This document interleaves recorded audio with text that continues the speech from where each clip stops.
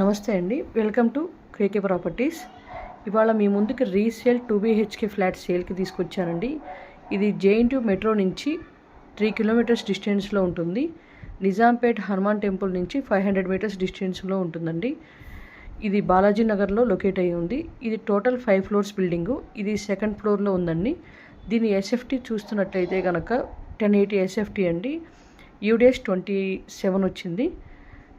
ఇది 9 years old building అండి. మీకు ఏ బ్యాంక్లో అయినా సరే లోన్ వస్తుందండి.